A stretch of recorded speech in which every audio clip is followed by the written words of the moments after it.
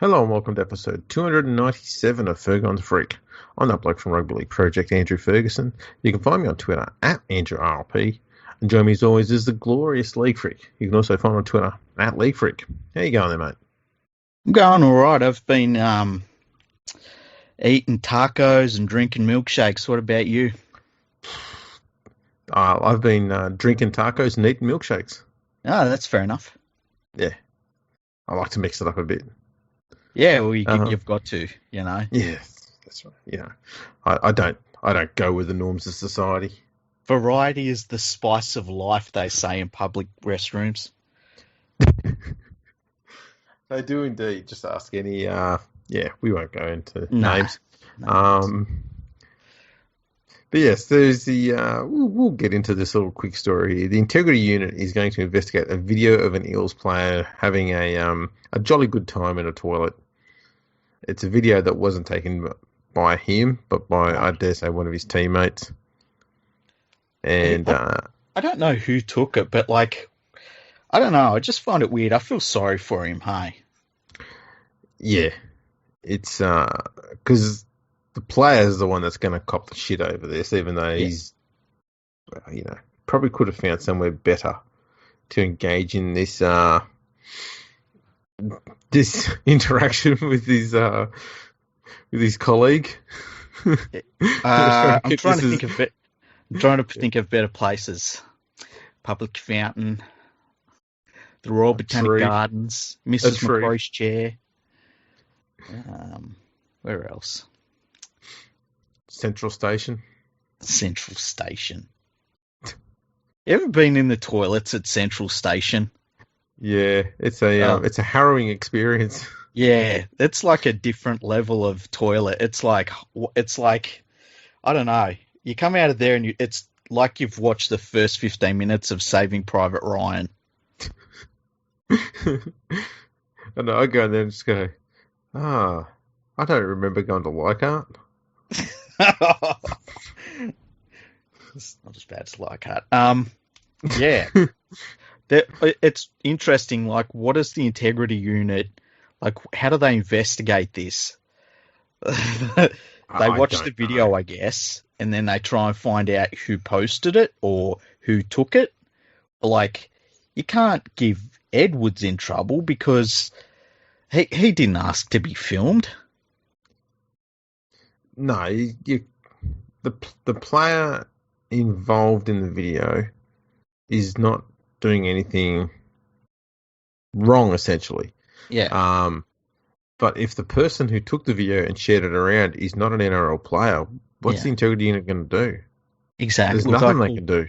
I called him Edwards. I got the name mixed up. Hey, it's not Edwards. Yeah, it's not a Panthers player. No. Panthers players just dance on TikTok. That's the worst they do. And they're fucking arrogant. Yeah, that's the two worst things. They celebrate their success and they dance on TikTok and disgusting on both accounts. Has the Integrity Unit actually investigated Penrith for their arrogance? That's a good question. Maybe they should. Into. Yeah, well, mate, that's something that needs to be looked into as well. We'll move on from that. Yeah. Trent Merrin today has announced he's retiring. Did you hear this one? Yeah, I did. I thought it was a good move by him. I thought he looked, he just looked out of place on an NRL field, and I was kind of surprised that the Dragons persisted with him in first grade as long as they did, and I think it's a good decision by everyone.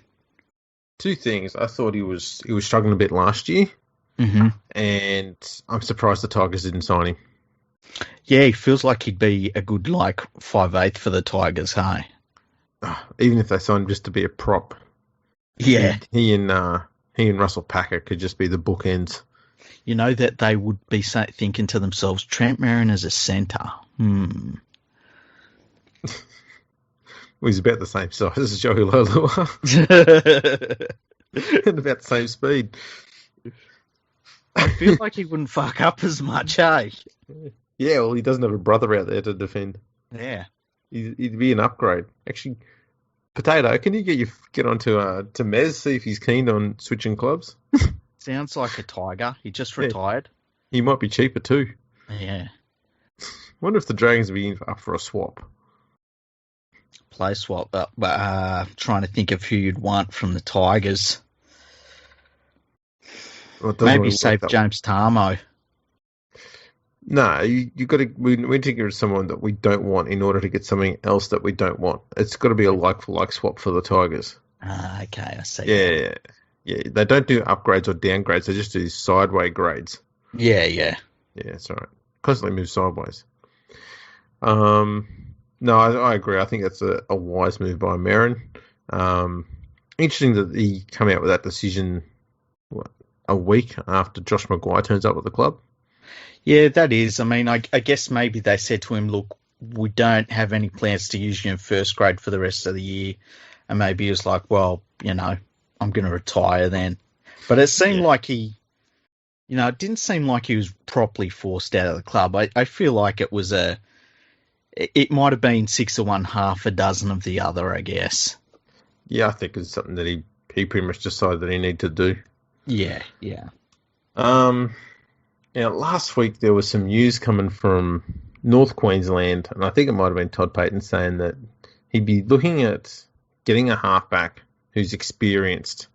Someone like, just off the top of my head, someone like a Chad Townsend would probably go pretty well, like as far as what he wants. Just someone with a bit of experience, not looking for someone who's a game winner, just someone who can steer the team around the park and have a reliable enough kicking game. And then I think yesterday it was confirmed that Chad Townsend's going to the Cowboys as of next year. Yeah, on a 3-year deal, which is I think he's definitely an upgrade, but I don't know that I would have given him 3 years. I think I would have given him 1 year and an option in the team's favour for the second year. But if I'm the Cowboys and I've got zero stability in the halves right now, I can see where they're like, look, he's going to have up days and down days, but at least we know we can pick him every week, and it's not going to be an absolute disaster every week like their current halves are. Yeah, at least they've got someone who actually is a halfback. Mm-hmm. They can carry someone who's got a bit of spark about him, I guess, at 6. Yeah. No, they've actually got a 7 there. But they are going to need some creative spark, I guess, in the halves or at fullback. Because Valentine Holmes is an out-and-out finisher. That's what he is. He's a great finisher. But he's not a creator. No. So you're stuck now with needing a 5'8" or a hooker who can create from, either from dummy half or from first or second receiver. I don't know who they get for that job, though. There's talk that they're looking at Tom Dearden to partner Chad Townsend, which would be a very wise move if they could do it. I can't see the Broncos letting me go, though.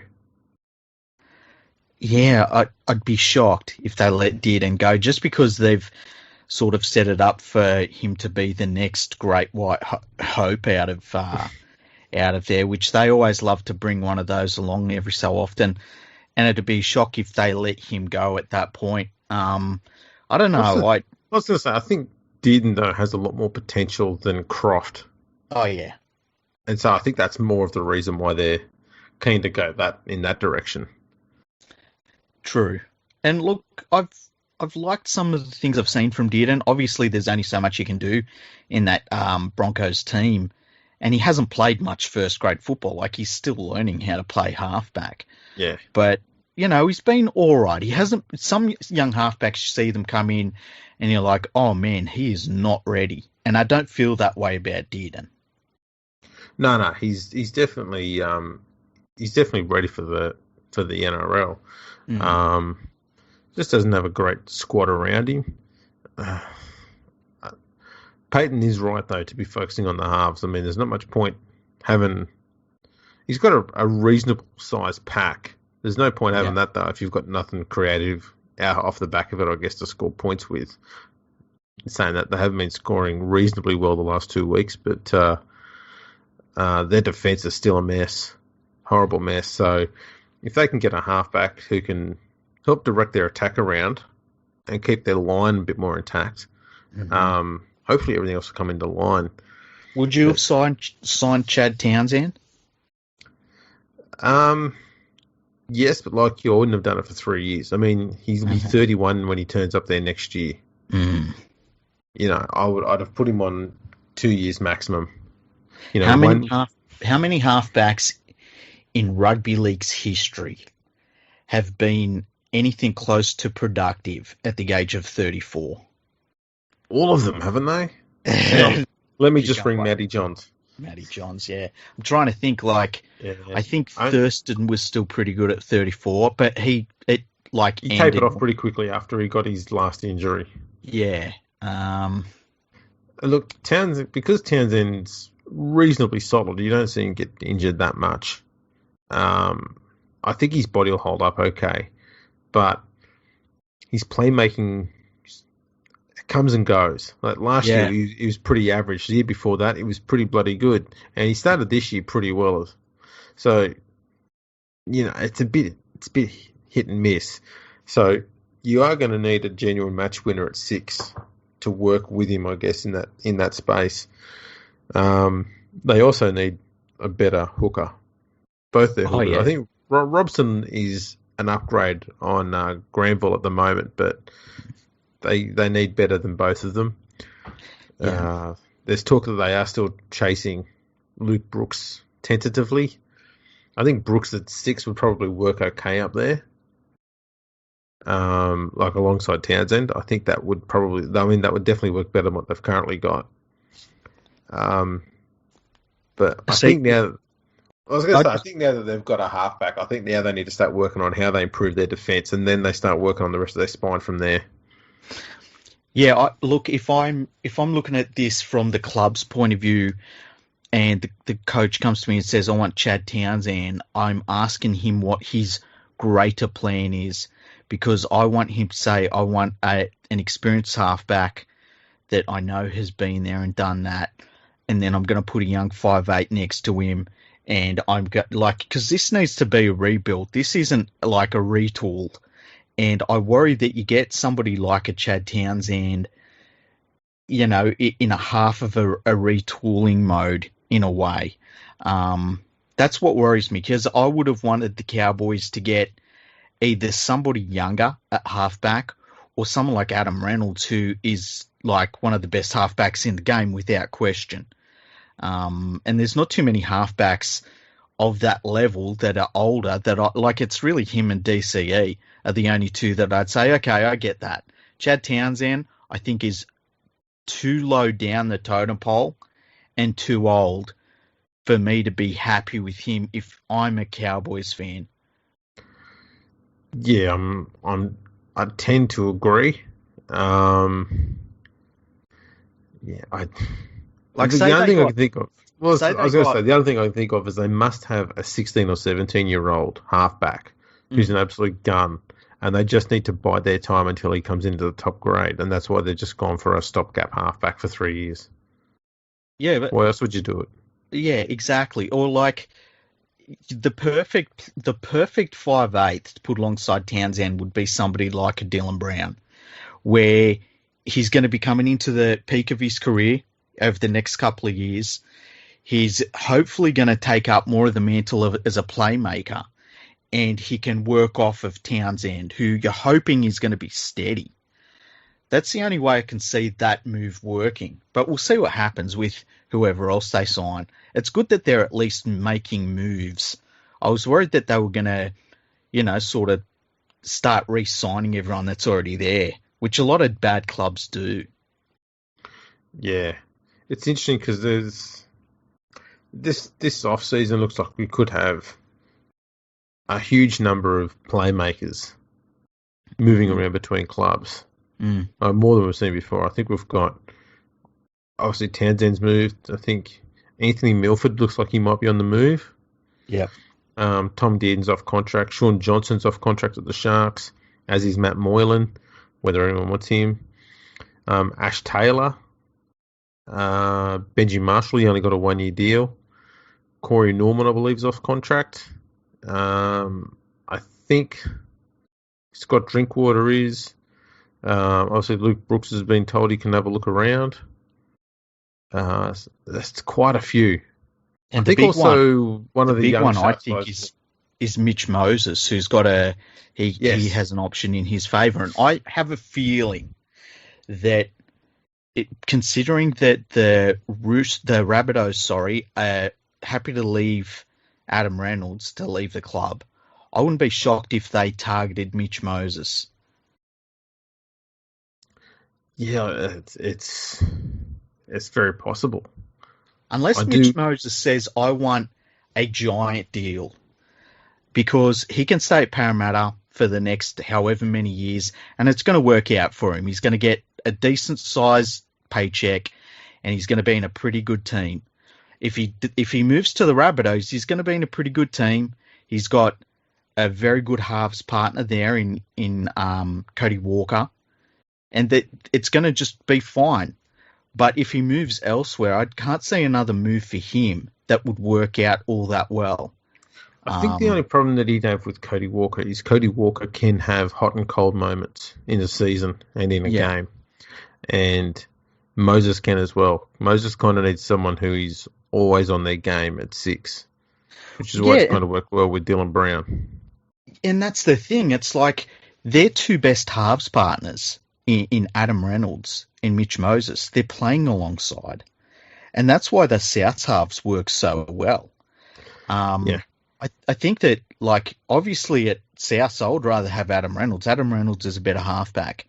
But if they're just purely looking to get younger, I can see where they'd look at Mitch Moses and say, he's an option. He's the best available halfback that is quite a bit younger than Adam Reynolds. And we know we can contend for the next, say, 4 years with him at halfback.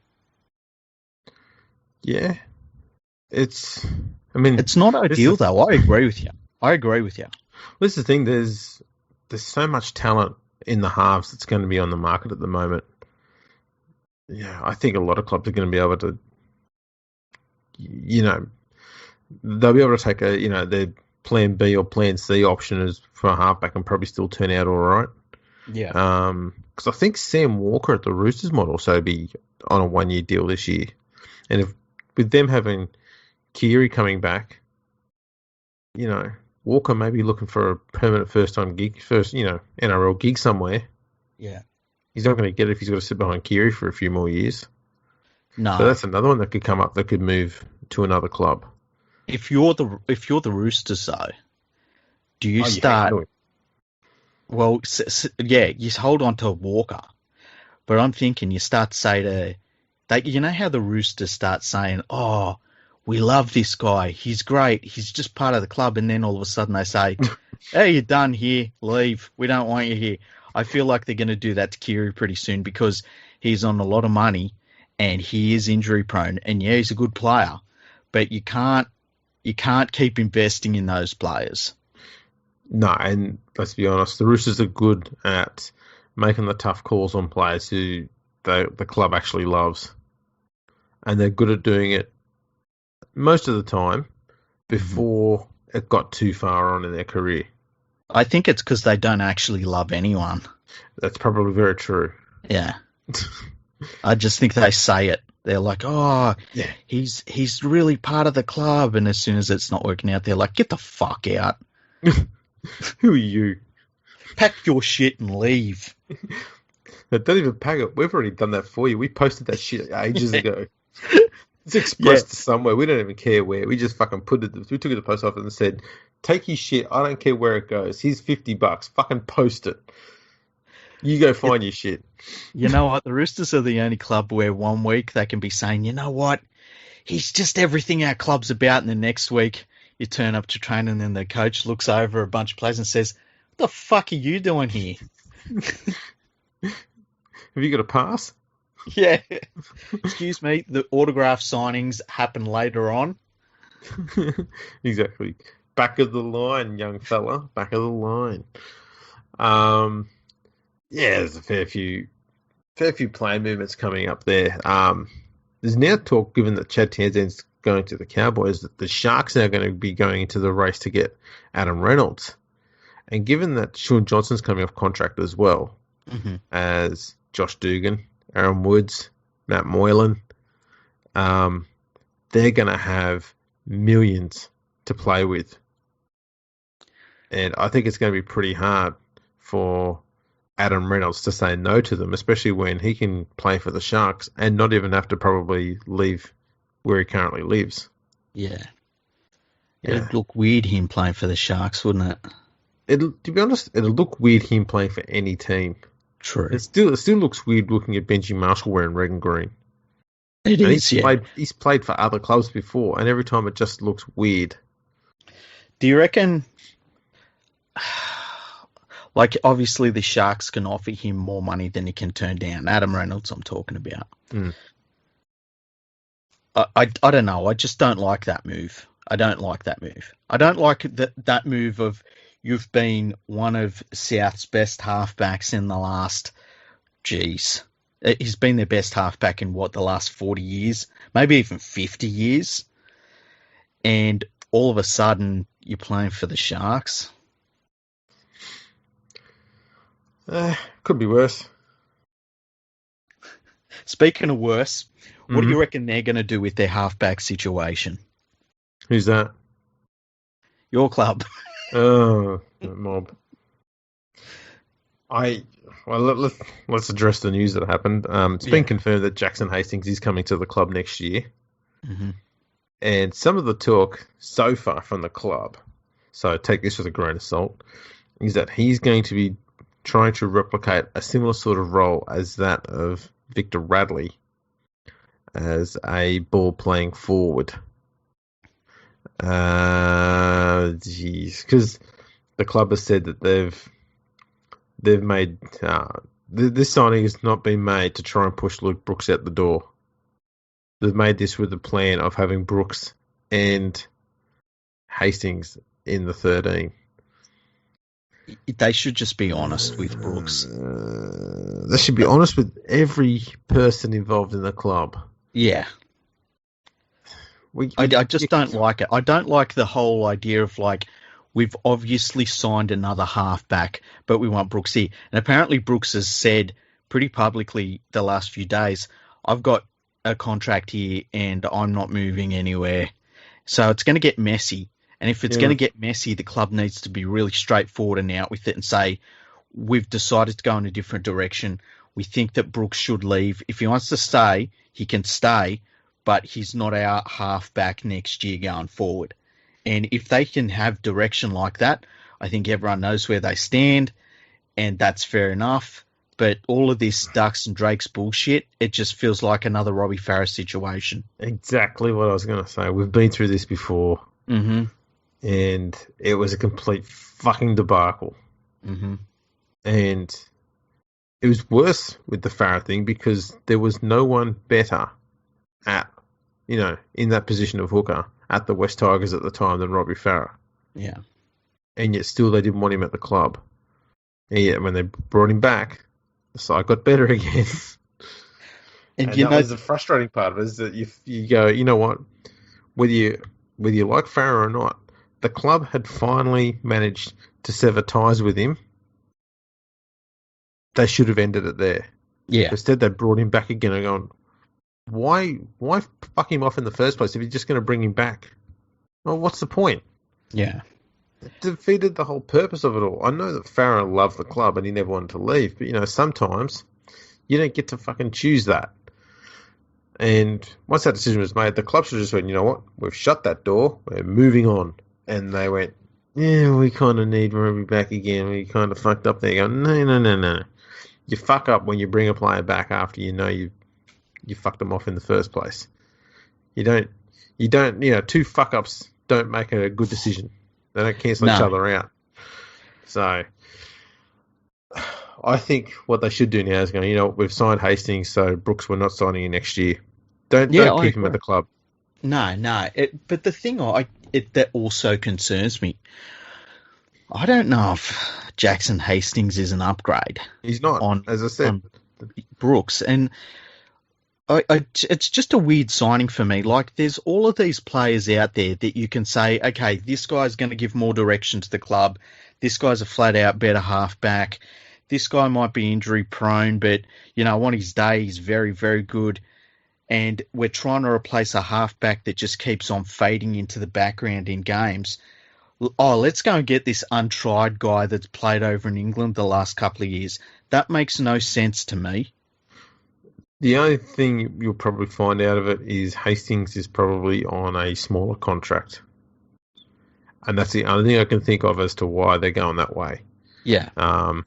Tigers are trying to free up cap space. I don't know who they're going to be making a play for, but if they can make a sideways move roster-wise with their halfback and get Hastings for Brooks and save a few $100,000, as well as some of the other players that they're losing, then maybe they're going to have some cash, a fair bit of cash in the war chest to make a play for someone or some players that will actually take the team and make them do better than just constantly finishing ninth or lower. Mm-hmm. Who those players are and who the club has eyes on is seriously anybody's guess. Because there's a few things they need to sort out. So,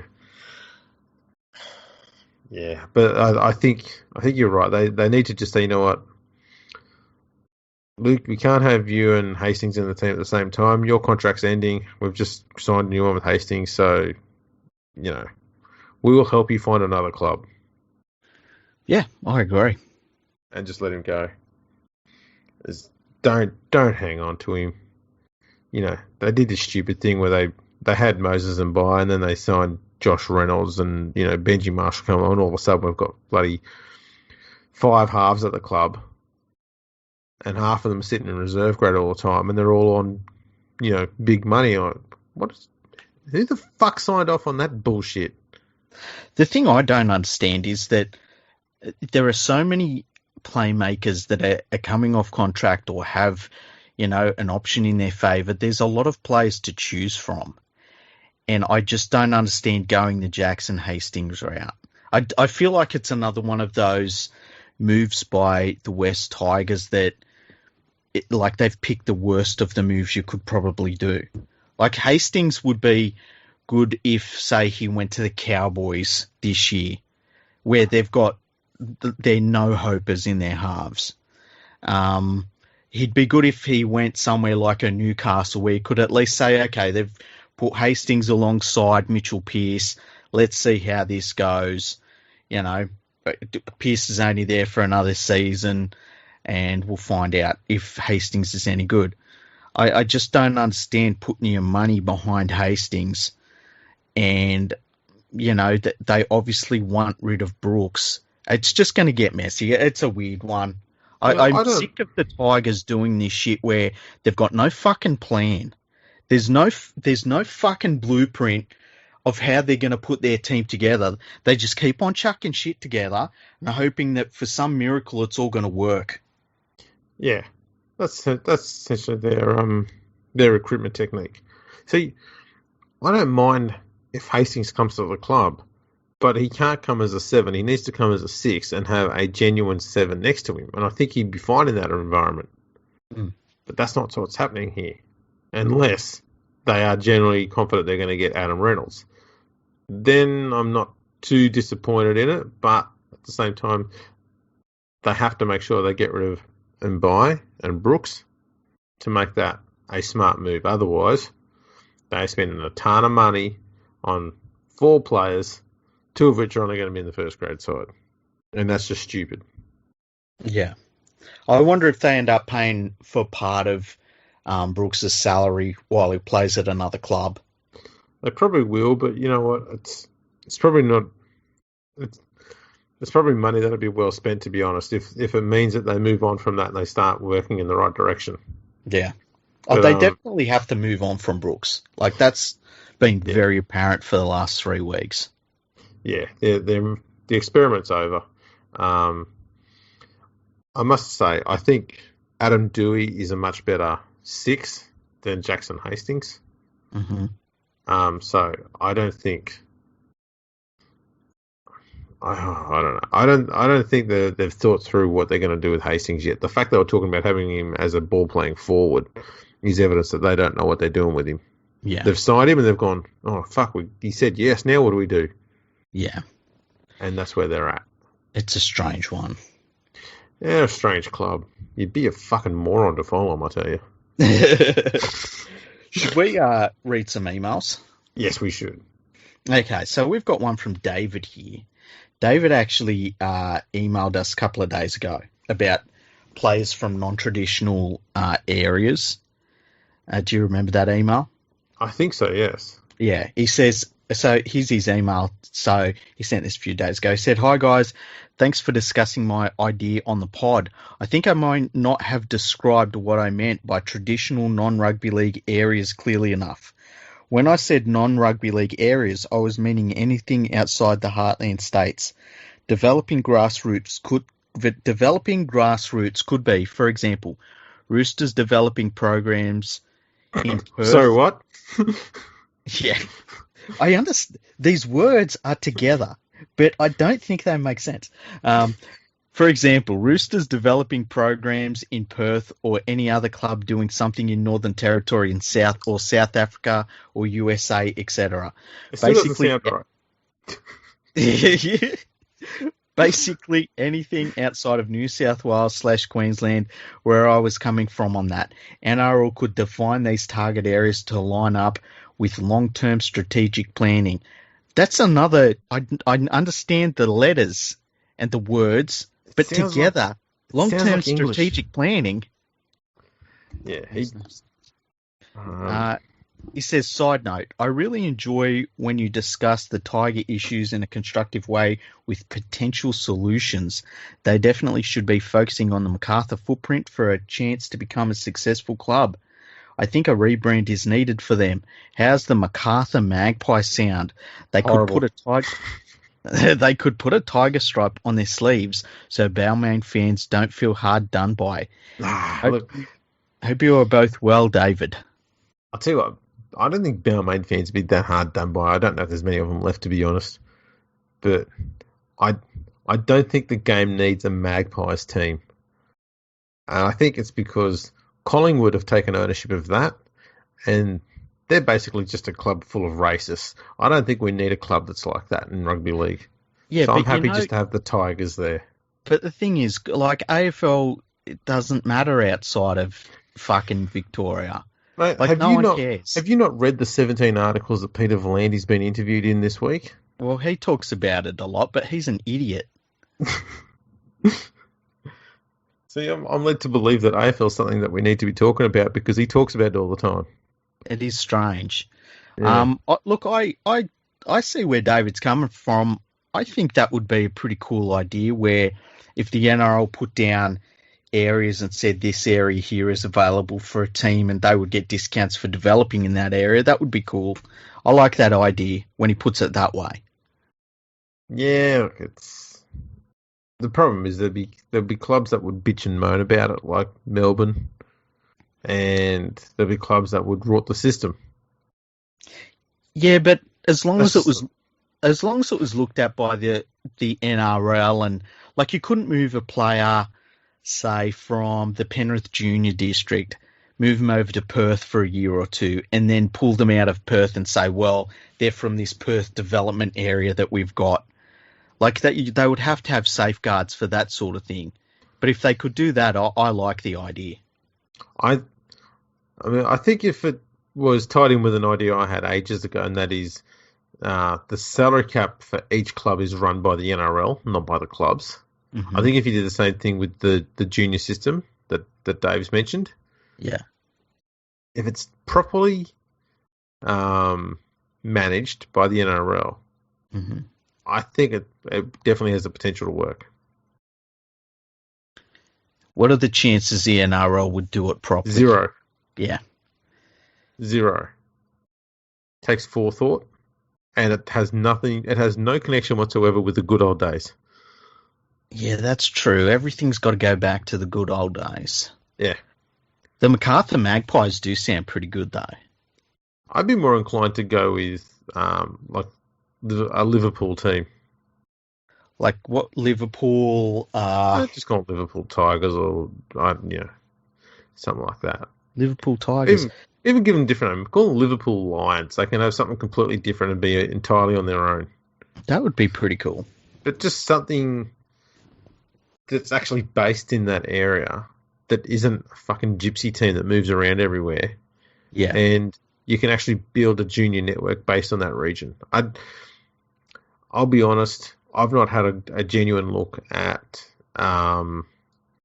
junior development areas in Sydney for several years now. Mm-hmm.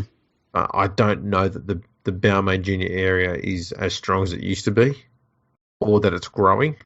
Mm-hmm. So, and this is going to sound like blasphemy, I guess, but if it is shrinking and it's struggling, then I see no reason why the West Tigers should try and focus on it. I think they should just let Parramatta have it and just go and move themselves out Campbelltown way or Liverpool way and just be done with it. Yeah. And that's only if the Balmain area is shrinking, though. As I said, I've not looked at it for a few years, so I could be wrong. Look, that goes back to, I think in episode 1, you and me were saying that we feel like it might be time to have a look at the junior bases, the junior development areas for each NRL club, and maybe it's time to redraw the boundary lines to something that, reflects 2021, not, the 1960s or whatever. Yeah, whenever those boundaries were last looked at. Yeah, because that makes sense. Like, this idea that you can, like, Campbelltown and Balmain are two very, very different areas with very, very different needs between them. Like, I don't think any club should have to look at those two areas just on their own. Like, I agree with you that it's probably better that Parramatta looks after an area like that, or I don't know. I just think that those boundaries should be looked at. Yeah. It's a different argument altogether. If the Balmain region is strong and it's growing, then obviously the West Tigers need to preserve it. But it's a complicated system to work with there, given that they're not exactly close. And as you say, they're two very different markets. Your club's working twice as hard. It just seems nonsense, because while they're doing that, they're not giving 100% devotion to either the Balmain or the West area. They're just doing a half-assed job in both areas, and look where that's got us. Exactly. We got another email here, and it's from Chris, and he says, considering how Gus reactivated pathways to get the Panthers to take full advantage of their junior base, should the West Tigers look to Gus to help them? This is, of course, a hypothetical, as the Tigers would never think of doing something as useful as using one of the biggest junior bases in the code. Well said. Yeah, that's the point. Yeah, I don't think you need to go to Gus all the time. I think there's probably other people who know how to do this sort of stuff. I mean, but if he's available and he wants to do it, then it would make sense. They definitely need to get someone, though, whose focus is purely and solely on junior pathways, because there's no reason why the West Tigers shouldn't have a ton of them set up already, and why they shouldn't have a heap of players just coming off the production line, coming straight into first grade. But they're not. And the only one to blame for all of that is the West Tigers. I would also say, like, it was very easy to, reactivate the junior pathways in Penrith, because they just had to start picking players again. Like, the talent was there. It's just a case of using it again. Because the Panthers, it was really weird.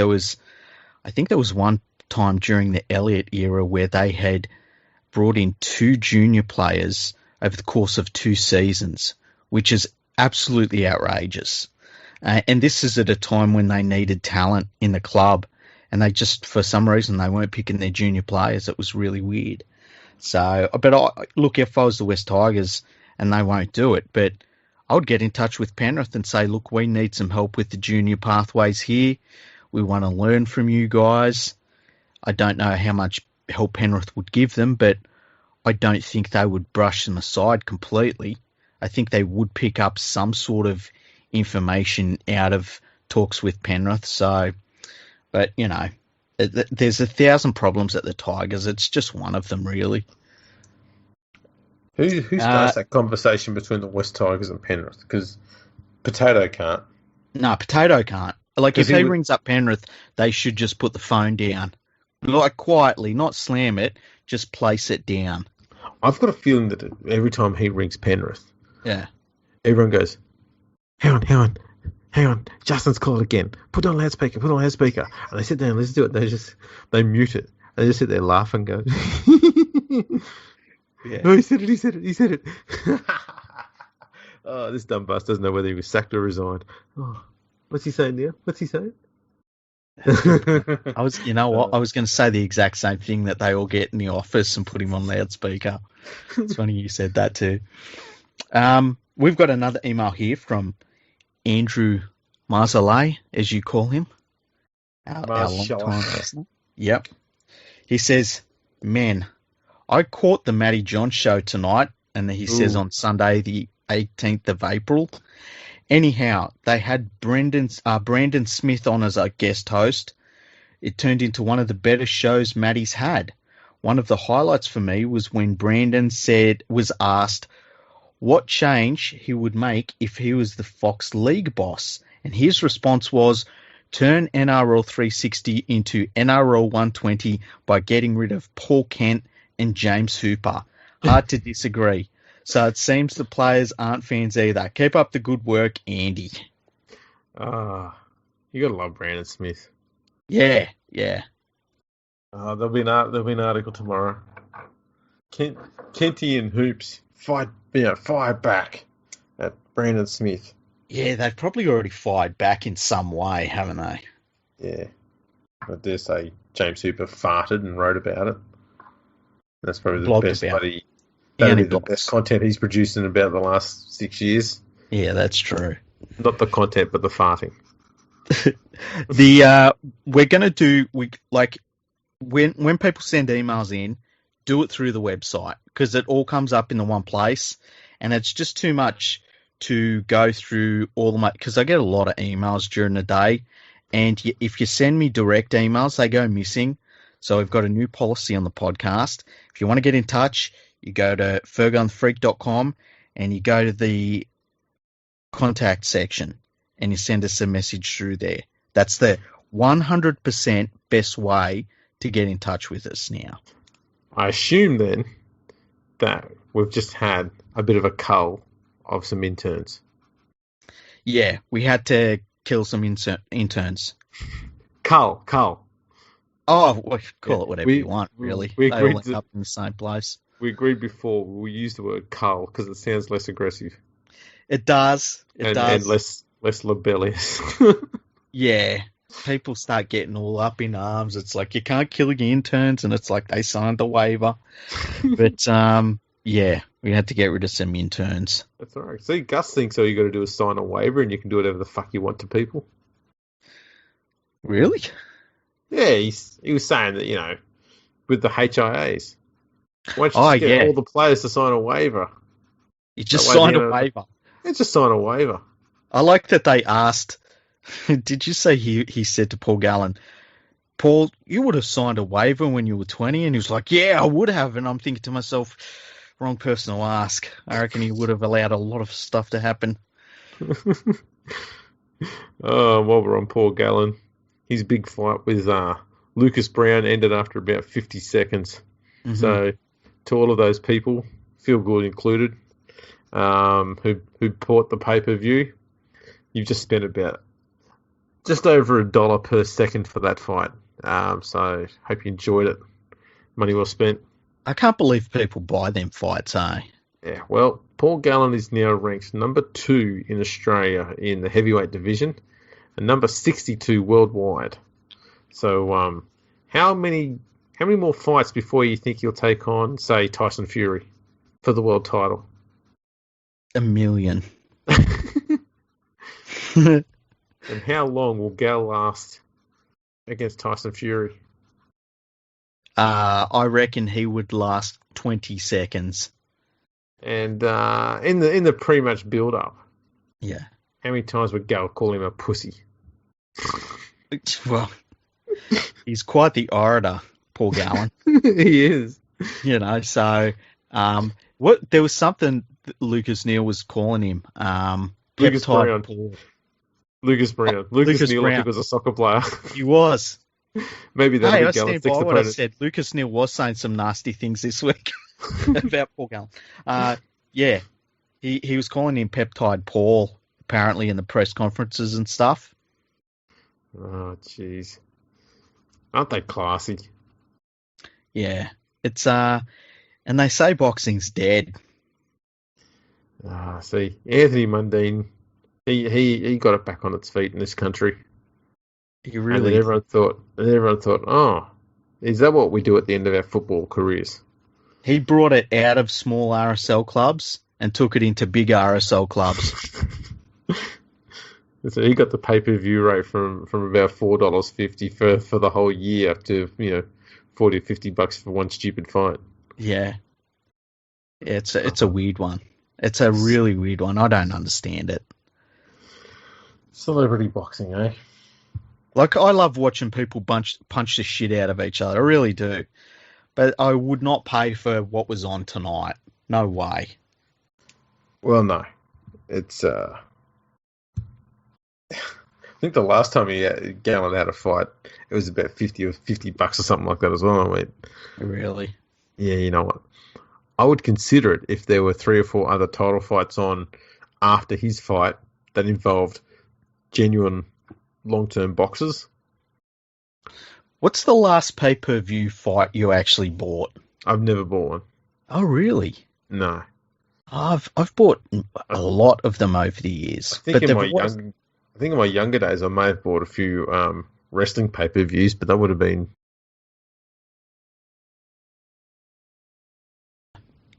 See, I think my last one was actually a UFC event, and I can't remember who was in it, but I remember some fighters pulled out of it, and so it was really disappointing. And the problem with UFC events is anytime there's a fight you're really looking forward to, something always happens to cancel that fight, and it's so disappointing, and I just couldn't do that anymore. Yeah. But I used to buy, like, Tyson's fights, Roy Jones Jr.'s fights. I used to buy them all the time. I bought a couple of Sugar Ray Leonard's fights, even though it was the end of his career, because I love Sugar Ray Leonard.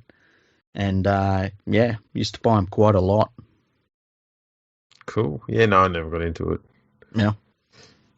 Yeah. Went to a few boxing events, localized things, and just went, man, this shit just goes on and on all night.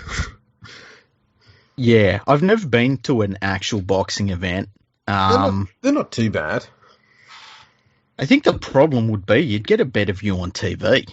That's exactly it. That's exactly it. You do get a much better view on TV. And the other thing is, like, I feel like the only way to really enjoy it is if it was one of those super crazy hyped up fights and you were just the right amount of drunk where it didn't really matter what was going on. You were just going along with the crowd. Like, and that's a real thin line to stay on for 4 hours or whatever. Yeah, 8. Don't know how long they go for nowadays. But yeah, it's pretty crazy. I used to do reviews of every State of Origin game, and I ended up stopping doing them because I would get so drunk during State of Origin games I would barely remember what happened. Mate, that makes you pretty much qualified to be a WM judge, doesn't it? Yeah. Makes me sound like a fucking journalist. Yeah. Now all you need is the blog like James Hooper and stuff like that, and you will be a journalist. Hang on a second. Oh, shit. Fucking hell. We've just stumbled on. That's troubling, that is. That's terrible. I feel dirty now. Yeah, we have to fix that. So the best way to fix that is you need to go to patreon.com/leaguefreak and donate money to this man, rugby league's longest serving journalist. Fuck you. How fucking dare you? Give him some coin to help him purge his body of these sins. That actually sounds like an awesome thing to do. Exactly right. I really enjoy purging my body of sin. Yeah, anything goes towards... I tell you what, the last 2 months, the number of fucking website addresses that have, that have redone themselves over the last 2 months, like, just when I think I'm done, it's like, then the superleaguewar.com and superleaguewar.com are both on the same day, and I'm like, oh, that's got to be the end of it. salfordreddevils.co.uk, oh, that's got to be the end of it. And they just keep coming over and over again, and it's like, can we just, like, what was I thinking buying all of these website addresses? But it doesn't just go towards that. It also goes towards my website's server costs. So, and it just goes all straight into that. So if you can help out, that'd be great. That's what we all got to be doing. Yeah. Just tip a few coin in there. He's got some tiers, so you can get some merch as well. That's a good thing. Yeah, you get a mug. Yeah, you get Nadine got a mug. Oh yeah, how's she going with the Instagram thing? Oh, that's right, I haven't sorted it out yet. Yeah, we got to sort that out. By the way, right, you've got your wallet out, okay? Don't pay $1 per second for 50 seconds of boxing. Like, why would you do that? Instead, take that money and you go to patreon.com/RL Project and you put the money into that, because we all use rugbyleagueproject.org. It is the greatest statistical rugby league website on planet Earth, and every other statistical website, as Andrew says, is shit. No, he doesn't say that. He's a very nice person. That's me saying that. I'm sorry, Andrew. I shouldn't even joke about that stuff because I know what people are fucking like. But take it from me, they're fucking shit. So you go to patreon.com/RL Project and you put your money there. Okay, you back the winner, and the winner is RL Project. Can I just say too? Yeah. If you do put down $1 per second, yeah, I think it's going to come into about a lazy 31 million-ish per year. Yeah.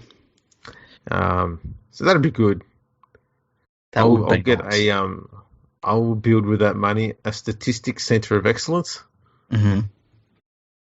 It'll have an abacus, maybe 2. I'll have enough money for 2. I'll put 2 abacuses in there. There's 2 abacuses. Is that an abaci? That's abacus. I feel like abacuses would be wrong. Yeah. See, these are the questions no one ever asked us, so we never have to look them up. Yeah. What if for a certain amount of money, would you change, like, because don't you have like a subtitle for the website? Do you have a subtitle? No. Okay. So it's there to be purchased, right? What if you put a price tag on rugbyleagueproject.org and the subtitle ends up being like, all the other statistical websites are shit compared to this? Oh, it's like our slogan. Yeah. Yeah. We're like better than the shit. Yeah. Better than the shit everywhere else. Yeah. How much would that cost? Oh, I don't know. I don't want to make it too small so that I got to do it, but also don't want to make it too high so I scare people off from not doing it. I'll put my Bitcoin earnings into it. Ooh. So that's a starting point around about $250,000 a month, isn't it? Holy crap! I wish. maybe that's something I could put on my website. You buy whatever you want the banner on my website to say, and literally whatever it is. Ooh, yeah. You know what I was going to do once? Have you ever seen Fight Club? No. Okay, I didn't think so. There's a point in Fight Club where our hero is talking about how he used to work in a movie projection theatre, and he would splice pornography into cartoons, just one frame at a time. I actually, I was going to have my banner on my website as an animated banner, but it was just for a split second going to be the exact same clip out of Fight Club. Fair enough. Yeah. And I was going to see how long it took for someone to pick up on it. But then I thought, I might get kicked off my server if I do that. Yeah, they're probably kicking you off now for thinking it. Probably. And for now saying it. I mean, we haven't even finished this episode. They've probably already heard it and they're already starting to get, a bit iffy about it. Fuck them. That's if they don't like it, that's what the money's for. Exactly. And all the other stuff. Yeah. It's been a good episode. It has been. I was just going to say, I saw something actually the other day at a kid's toy shop. Okay. It's a Lego version of Iron Man's helmet. Oh, really? Like a full-size helmet? Yeah. Nice. And I thought, if I had Bitcoin, I'd buy that for you. Oh, that's very nice. Yeah. But I currently have 3 Iron Man helmets. Yeah, you need a Lego one. A Lego one would be nice. My next purchase is probably going to be a full-size Mandalorian helmet. But for anyone that wants to know, I've got the Mark 5 helmet. Opens very cool. I've got the Mark 46 helmet and the Mark 85 helmet. And that they all open up, make noises, light up, eyes, everything. And I can wear them too. They're all full-sized. So, yeah.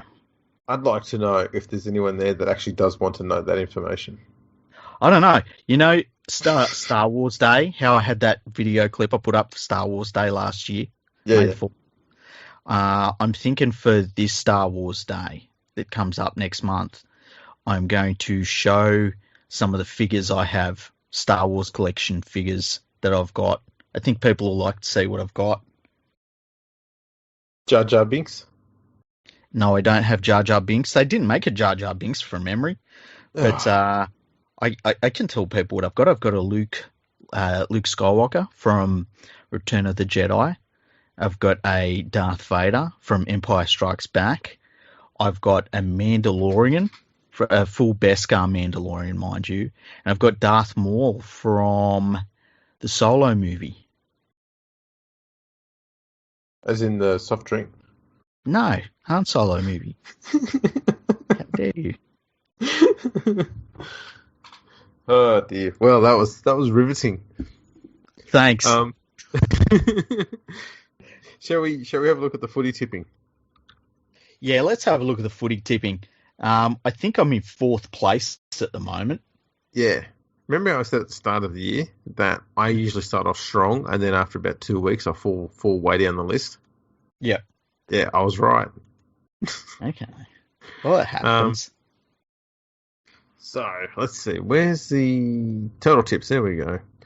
Raylene. Is this right? Am I on the right one here? Total tips. I think you're on the wrong one. Which one was I on there? Oh, that was the West Tigers one. Here we go. James Cunningham. He's currently sitting at 37 with Sarah Miller. They're at the top. Yeah, they're killing it so far. Peter, Freaky, and Marksman Plays are on 36. Andrew Margulek, he's at 35 with the Dickhat Devil Saw Squirters and Nadine. Daniel Watson-Hayes, Brett Sharman, and Gary French are on 34. Kirk Galbraith, Jeremy Agar, Stephen Gibson, and the Stone Gossard off Twitter. They're on 33. Regan Seaton, David Kingston, and Juliet are on 32. And Dapper Dan, Simon McInnes, and Aaron Gutzel are all at 31. And then the rest of us are all just making up the numbers. I'm on 30. Who's coming last? Brandon. He's coming last. Come on, Brandon. Brandon Mavanil. He's on 21. You know you're doing poorly when you're behind me by that much already. So I will continue tipping like absolute garbage, Brandon, until you catch up. It's pretty cool that we've got 37 people in our comp, hey? Absolutely. Feel free to invite your friends into the competition, by the way. Yeah, they can join up whenever they want. Yeah, we don't care. It's not like it's a closed shop or anything. Even if they don't listen to the podcast, say, hey, join this competition. See if you can do well. See if you can get bragging rights. Exactly. Now, I've got a bit of a joke to Okay. finish the episode. Yep. It's over on the NRL website. Did you know they've got a comedy section over there now? No, I didn't. Oh, mate, this is brilliant. Yeah. I just had a look over there, and it's not just like you don't have to read it. It's not articles. They've got videos. Yeah. Some of the greatest stuff here. They've got one here. This one this week is brilliant. It's called The Fundamentals of Try Line Defence. And it's his stand-up work by Anthony Seibold. Oh, nice. And it's fantastic, man. You can check it out. If there's one person I want to learn about try line defence from, it's him. Yeah, exactly. Oh, it's some of his best work. Who knew that he was just this amazing comedian all along? All We satire. thought we thought he was a sook all along. He was just whipping and quipping. Exactly. There you go. I don't even know what that means, but there you go. I suppose that wraps this one up. Yeah, thank you to everyone for listening. Our next episode is going to be interesting. I think I'll anger so many people, hey, with an opinion. Why not? Yeah, well, let's do that. Yeah, I don't think we triggered anyone tonight. No, I'm sure we didn't. Oh, by the way, Mm-hmm. Latrell definitely tried to kick Garner in the head. I'm just going to leave that there. I know that upsets a few people. Wow. You can find us on Twitter and Instagram at Fergo Freak Pod. We're on LinkedIn, YouTube, Facebook, MySpace. So check us all out on there. Make sure you check out our website, Fergo Freak. Is it Fergo and the Freak? FergoandTheFreak.com. Yeah, I thought it was. So check us out over there. And as Freaky said, go over there and leave us a message, which we'll read out and answer your inquiries. Make sure you go to your podcast listening app and give us a 5-star rating and leave us a review. That would be fantastic because we'll read those out on the podcast as well, and we'll put them up on the website. And that's pretty much it. Yeah, thank you for listening. And we'll catch you all next time.